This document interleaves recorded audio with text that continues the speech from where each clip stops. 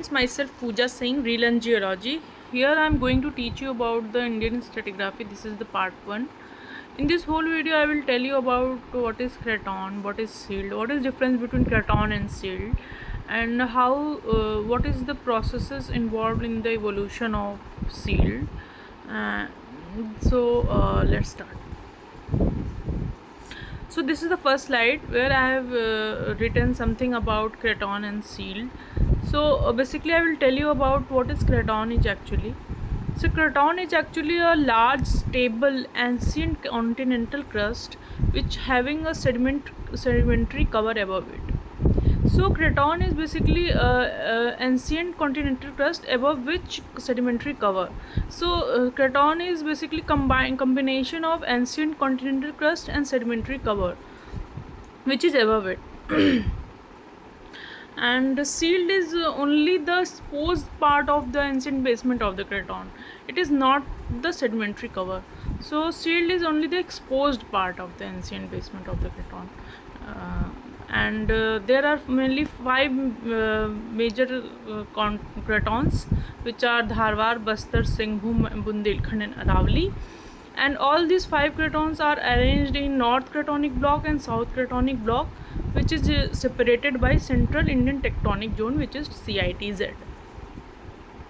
Now this is the figure of major cratons. So let me zoom it out for you so that you can see it easily. I'm pointing each craton so that you can easily see. This is the Dharwar craton, this is Bastar, this is Singhbhum, this is Bundelkhand and this is Aravalli. So this is the 5 major cratons of India.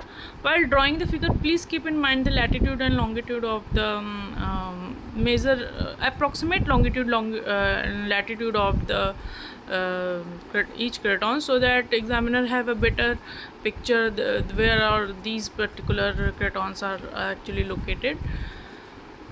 And in the central part, that is here, this is the Central Indian Tectonic Zone, this which is spread from west to east. Yeah. Now coming towards the evolution of Indian silt. So as per the Naqvi et al., Indian silt is mainly first formed by the nucleation, then accretion, and then amalgamation of 3 protocontinents which named as Dharwar, Singhbhum and Aravalli. So here nucleation means the first formation of any nuclei means the initial point, you can say, first growth of where the actual continent will get accreted and finally amalgamated. So accretion simply means addition, amalgamation addition of magma, accretion means, and amalgamation is joining of 3 protocontinents. It means where the after nucleation, accretion, all these 3 protocontinents, that is Dharwar, Singhbhum and Aravalli, are get joined, formed a single craton. Now I will tell you about what are the composition of cratonic nuclei.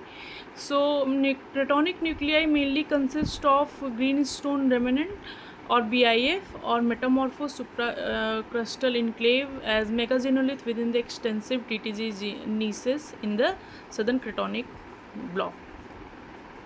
So you may wonder what are these heavy terms like supracrustal, megaxenolith and TTZ is. So I will tell you about it very briefly, that what is supracrustal. Supracrustal is something which is above the crust, which can be your sedimentary or volcanic rock, which can be metamorphosed also. And megaxenolith is something very huge part of country rock which found in volcanic pipe or in volcanic body. And TT is tonalite trondhjemite granodiorite, which is the initial composition of continental crust. So these cratonic nuclei finally get stabilized by cratonization. Cratonization is in placement of large granitoid batholith.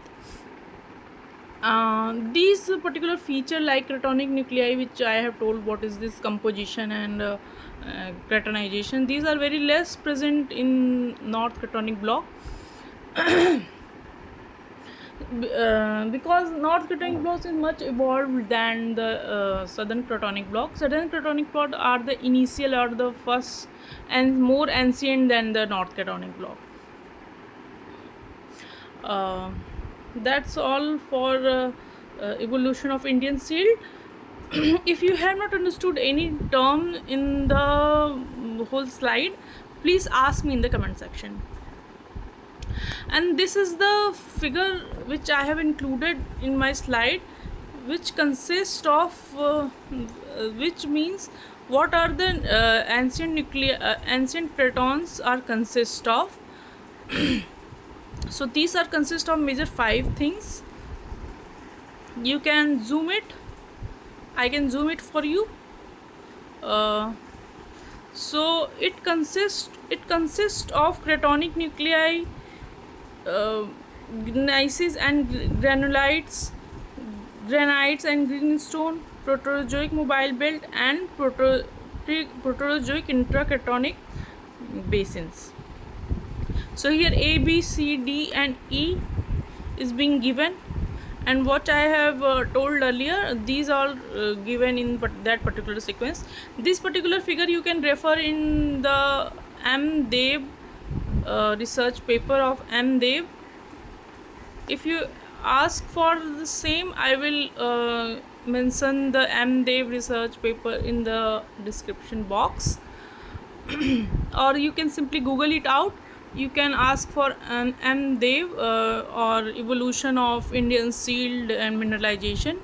That is the title of that particular research paper. You can Google it out and see that figure and have a more extensive idea about how the Indian shield is being evolved. So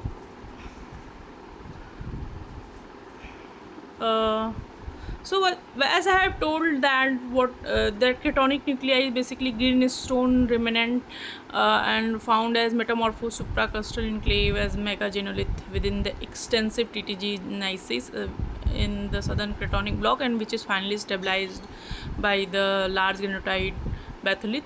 So these are the terms you can easily found when I will teach you about what Dharwar stratigraphy.